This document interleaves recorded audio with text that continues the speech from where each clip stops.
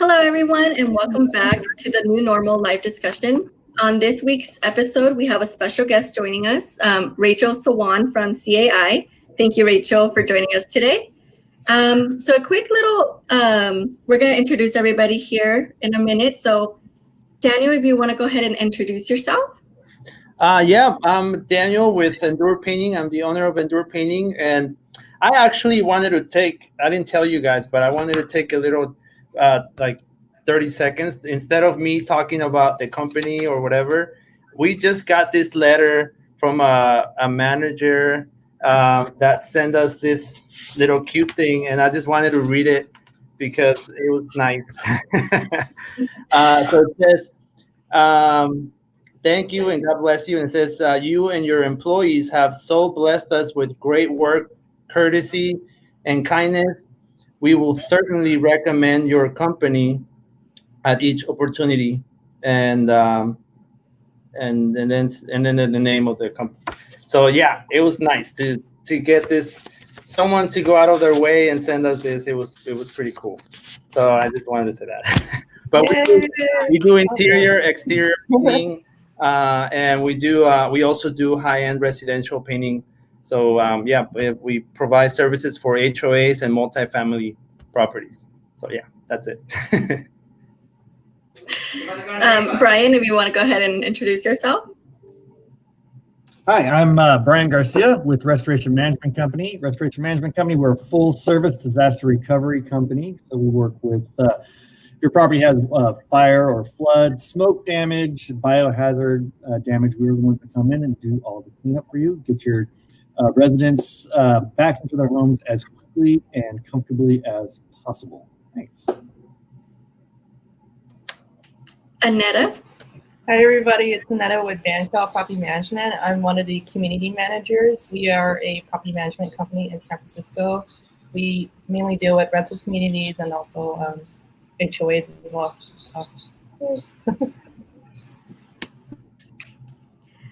Mark?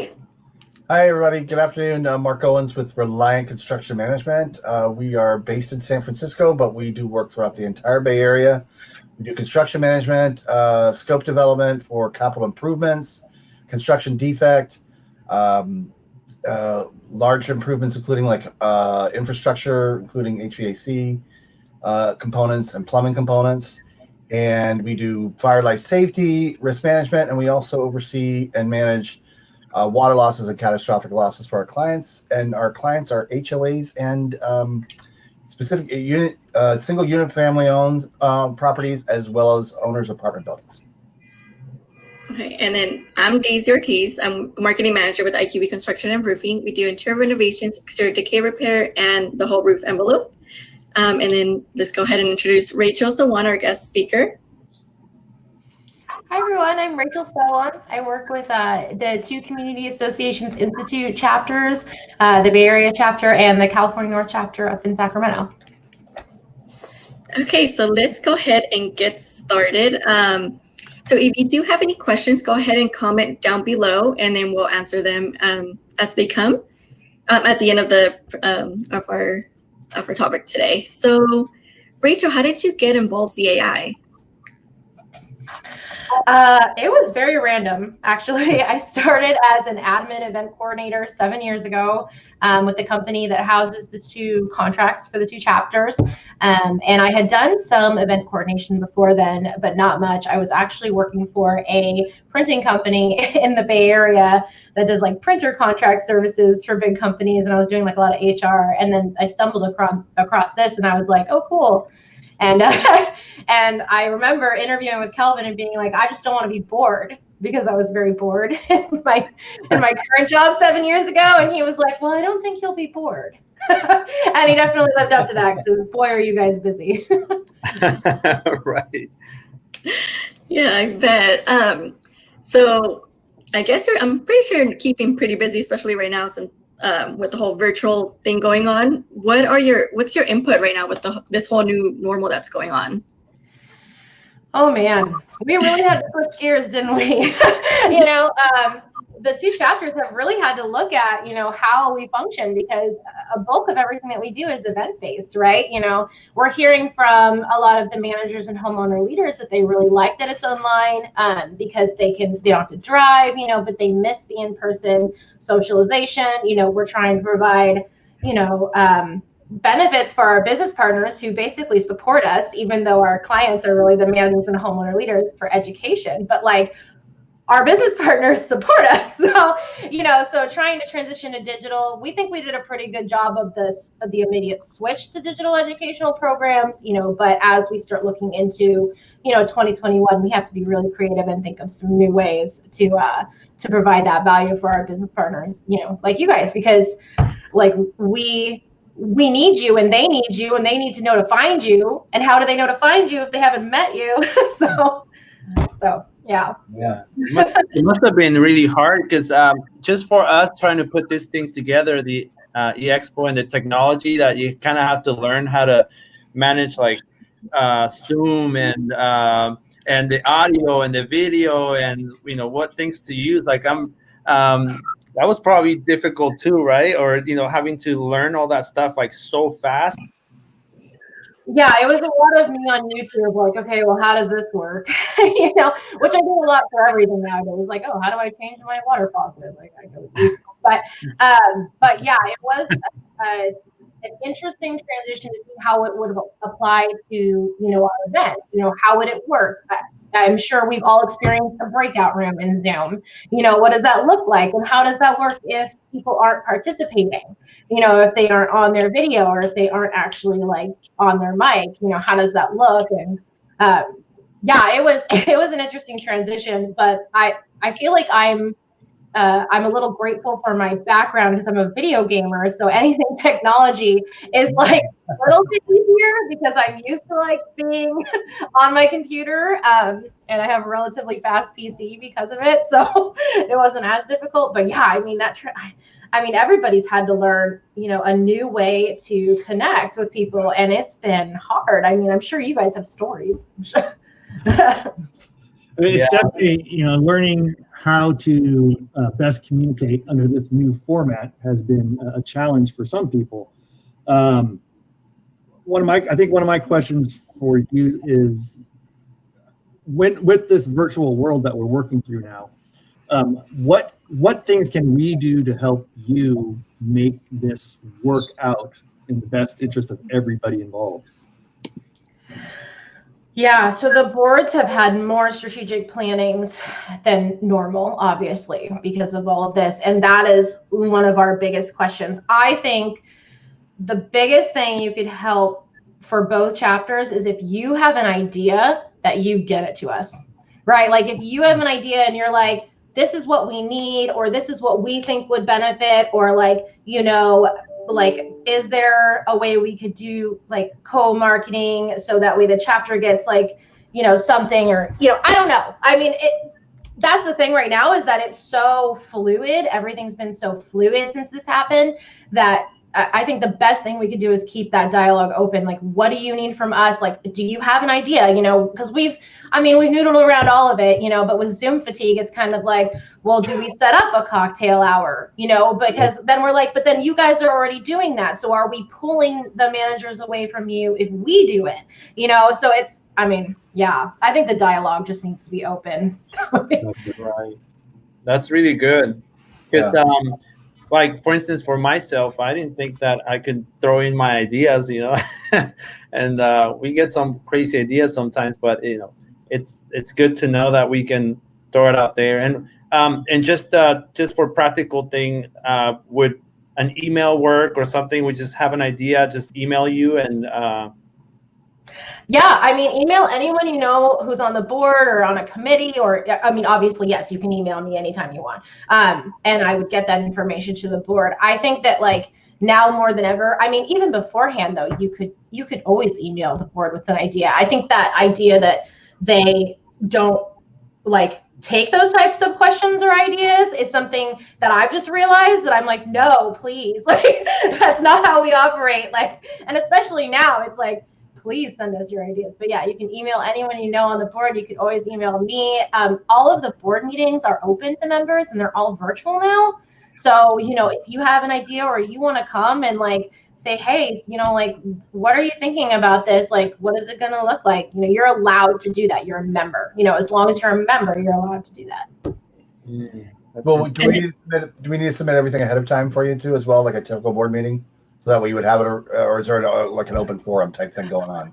There is an open forum to every board meeting. I think if you have an idea, it would be better like to have it at least a little bit in advance so the board can like review it and come with ideas versus like getting it and then like having to think about it there. Usually, I mean, that's how I operate better anyway too with things, is if I have like an idea of what's going to happen, then I can come more prepared. But it is open forum. So, and then anything, if you have a random idea, you're like, hey, me and this other company usually do something like this. Do you think it would translate to CAI, and how would that look? And like, here's an idea for a sponsorship that I think you guys should be selling. And here's what we think is a good price point for it, and here's why. I mean, because we're all in this together right now, right? Like, we're all just trying to like, when's my next in-person event?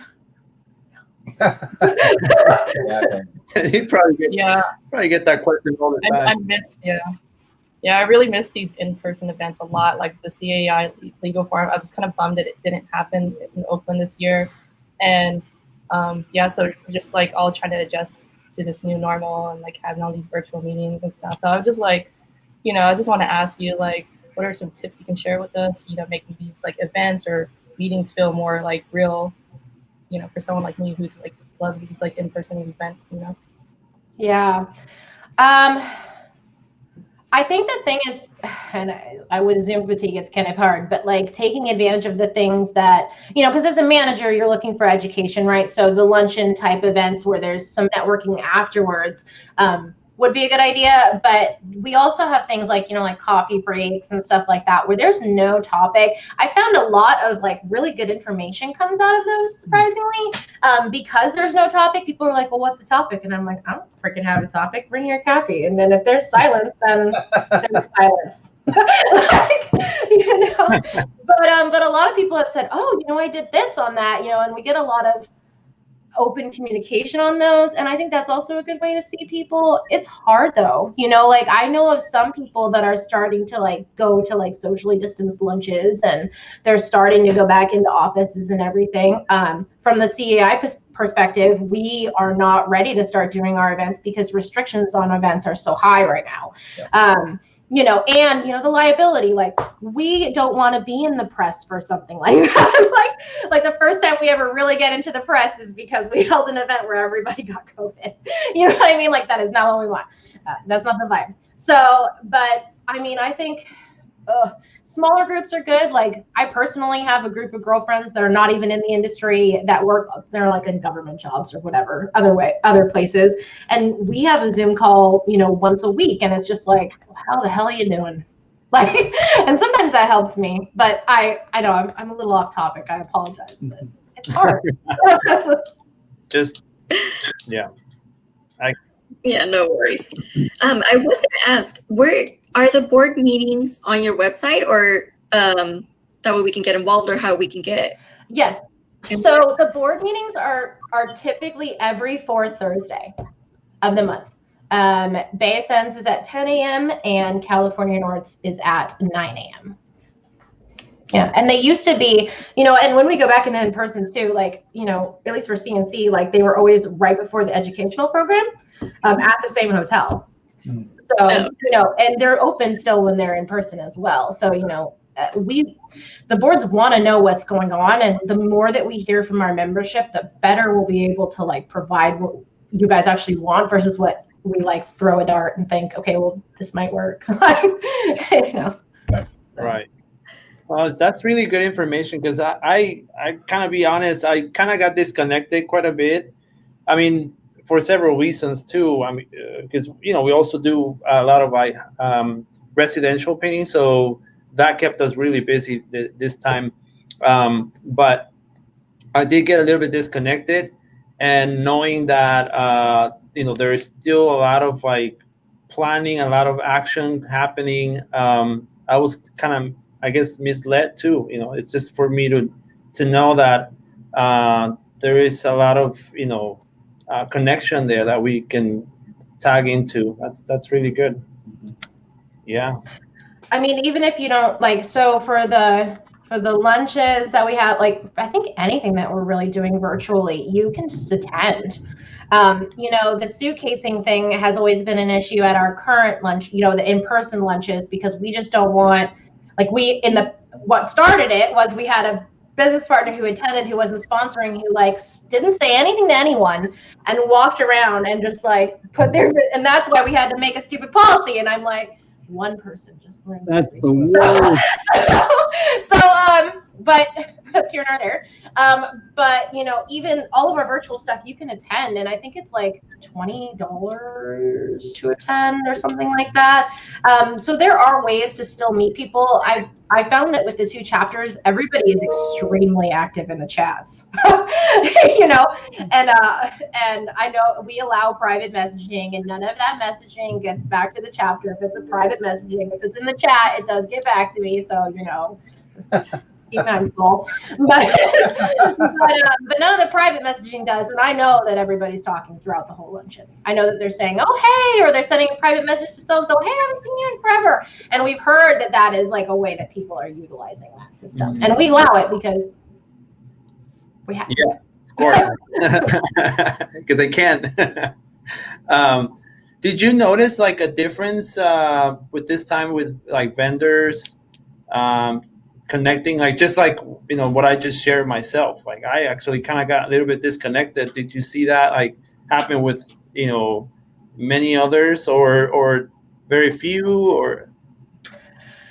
Yeah, I mean, there are people I haven't spoken to in months, right? And then I go to pick up the phone and call somebody, and I'm like, oh my God, your voice, I haven't, what's going on? But the only good part that I've sort of noticed is that everybody is super busy, right? Like everybody's like busy with work and I mean, well, now we're rolling into like budget season for managers, but yeah, there was that disconnect. And how do we navigate this world? How do we connect to our friends? I went from seeing everybody like once a month to like not seeing anyone except online, and that's very different from being next to them and being like, doctors have talked about Zoom fatigue. They talked about, how you're giving, to a screen, but you're not receiving the energy back, even though you're seeing other people. There's something about that they've even discussed. So, it's not the same, and we can't claim that it's the same. There's no way we're going to claim that it's the same.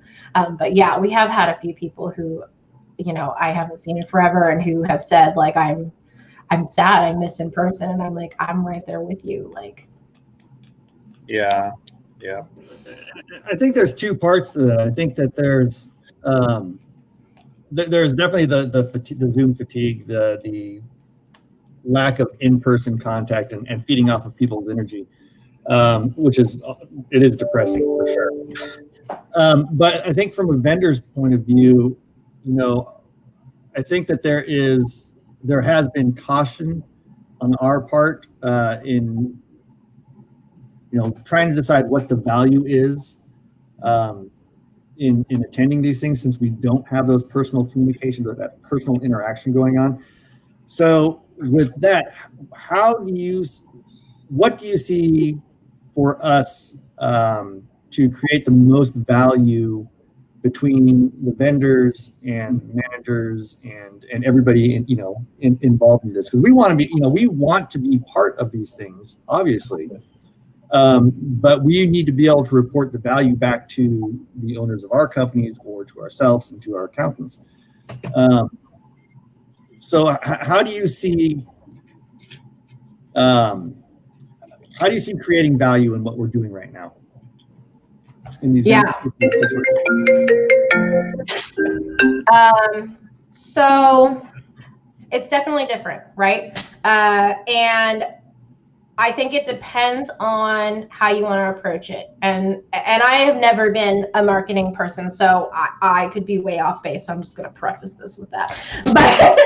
But you could attend a luncheon not as a sponsor, and still chat with the people in the luncheon, still potentially like have those contacts built. But the best way to get advantage of the virtual programs is to sponsor it. And the only reason why that is, in my mind, is because we give you spotlight at the beginning of the program to come on and say who you are and what you do. I've had managers who email me afterwards saying, hey, that company said that they do this. Can you send me their contact information? And then if you do sponsor, a virtual program, you get the attendee list for who was there with email addresses. And because it's all virtual, we have all of those email addresses now, and they're accurate. And the nice thing about that too is that a lot of these managers are working from home right now. So, their addresses that might be on file with their company are not the same as the addresses that we've necessarily shipped them something. So I think that that potentially is how we're like trying to provide value. Obviously there's everything else that goes along with the sponsorship. Your logo goes on the invitations. It goes on the website for the event. It goes, I think it goes on the reminder emails and stuff like that. I mean, we're trying to push it as much as we can, and we're trying to balance that value. And I mean, you're not seeing this so much as CNC because I think our educational programs were like $400 for a marketing table. But when you get into like, the Bay Area is really having to look at it because, for San Francisco, everything costs so much to have it in person that the reason why the marketing tables were so expensive is to cover that cost because it's super expensive.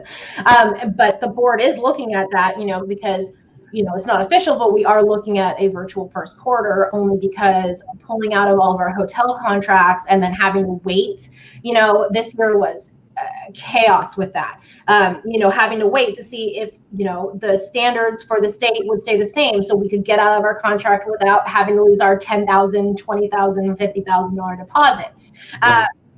And so we don't want to go that way again, but it's with the preface of if we can transition a planned virtual event into in-person, we will. We just don't want to go the other way around. But, obviously when we're still looking, normally the marketing plans are out now or like next week. They're not this year because we really are looking at value and what would we charge that we feel is fair, and here's why, and what does it include? Like, does it include social media marketing? I mean, Baysun has done a fantastic job with their social media. They have this great PR team that's constantly pushing. Their viewership is huge. I think the Legal Forum got 18,000 website views in 4 or 5 days, amazing numbers, so what are the new inclusions for those virtual sponsorships that would make them, more valuable? But again, it really depends on how you operate and what you find is the best for you. And we're not going to try and tell you what that is because you know that. Sure. Yeah, and with that said, have you noticed any increase or decrease on vendors participating on the virtual events, or has it been staying consistent? Yes. So we have a lot of people who are we're gonna keep participating on the virtual events, but those were the people who from the beginning decided that they were going to do that. And I think it's been beneficial for them because they decided from the beginning, and so their name has been consistently out there. And when this all started, we had no idea it was going to be this long. But we have had a few vendors who have been I'm not going to do anything until it's in person, and I completely understand that, but when I talk to them, I encourage them. I'm like, please at least come, to one of the virtual, please make sure your name is on that participant list, because my fear is that we are going to be virtual for longer than we want. And everyone, because even if there's a vaccine and everything like that, but then this industry is so much about seeing someone or seeing their name or having that little conversation or hey, how's your dog? You know what I mean? That if you go away for a whole year, that's my fear. Yeah. So what they're going to be are they still here? Are they not here no more? Type of thing. Yeah. I'm taking that advice. Yeah. So what are some events that you have coming up for CAI? Yeah. So we just finished the Legal Forum, so I'm a little bit tired. It's a lot. But the California North chapter has an in-person golf event. Oh, On October 12th, we have our golf tournament in Placer County, and Placer County has been very liberal with everything this whole time. And so they are still open. We are still able to have golf tournaments socially distanced. The course purchased the little like divider things for all the carts. We will have a nurse on site taking temperatures. We have a waiver that everyone who's on site needs to sign. There's not going to be the same level of alcohol still allowed on the course, but it's not going to be the same where like if you're a whole sponsor, you get to pour it type of a thing and like make it and bring it in. You have to purchase everything for the course for the liability issues. So it's going to be a little bit different, but I feel like people really want to get out because we have sold so many foursomes so far that I'm like, people who never golf, I'm like, oh, you just want to be outside. Like you just want to be outside. Everybody's bought new golf clubs. Trust me, I know. Right. Yeah. Yeah, the golf courses have been really packed this whole time because that's the only actual sport or that's open that you can actually participate in. Yeah. what's more set up for social distancing? Yeah. True. Well, we are getting closer to ending our little expo today, but does anybody else have any questions that they want to ask Rachel? No, we just thank you so much, Rachel, for taking the time to be with us and to teach us and show us the way. No, too much pressure, y'all. Rachel,